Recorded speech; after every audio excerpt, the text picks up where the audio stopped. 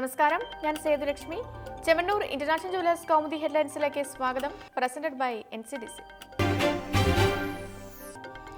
കുരുക്കഴിക്കാൻ commission.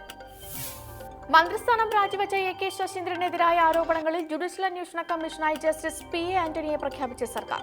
Commission 3 മാസത്തിനകം അന്വേഷണം പൂർത്തിയാക്കണം. ശശീന്ദ്രനെ വിളിച്ച യുവതി ആര്, എന്തുദ്ദേശത്തോടെ തുടങ്ങിയ വിഷയങ്ങൾ അന്വേഷണ പരിധിയിൽ.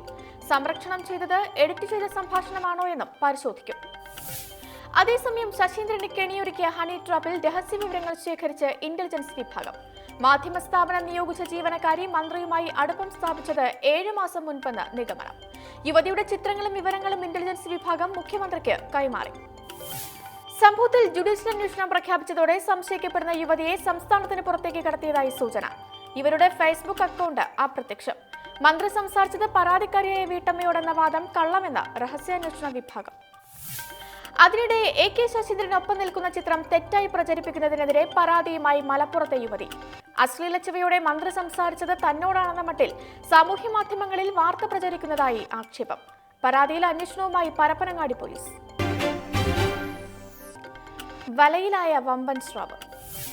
400 കോടിയുടെ നഴ്സിംഗ് റിക്രൂട്ട്മെന്റ് തട്ടിപ്പ് കേസിൽ മുഖ്യപ്രതി ഉതുപ്പ് വർഗീസ് അറസ്റ്റിൽ.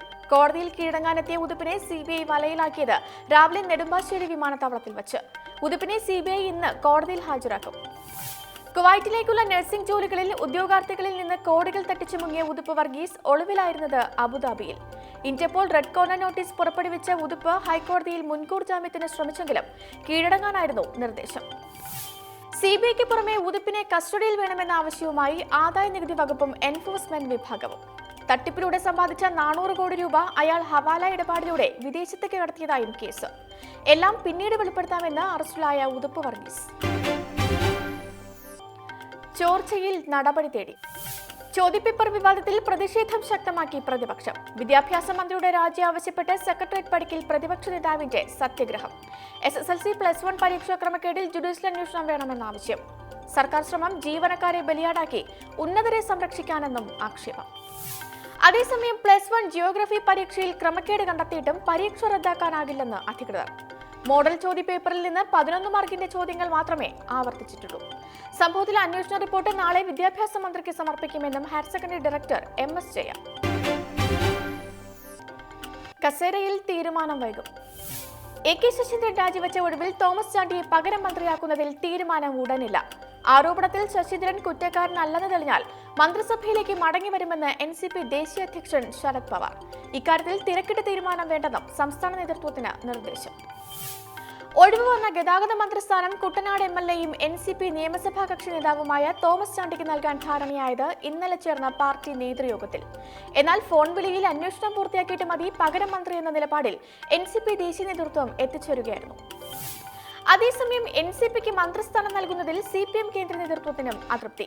ഗോവയിൽ BJP സർക്കാരുണ്ടാക്കാൻ പിന്തുണച്ച NCPക്ക് മന്ത്രിസ്ഥാനം നൽകണമോ എന്ന് പരിശോധിക്കണമെന്ന് നിർദ്ദേശം. കേന്ദ്ര നിലപാടിന് പിന്തുണയുമായി ഒരു വിഭാഗം സംസ്ഥാന നേതാക്കൾ. പൊതുമാപ്പ് പ്രാബല്യത്തിൽ.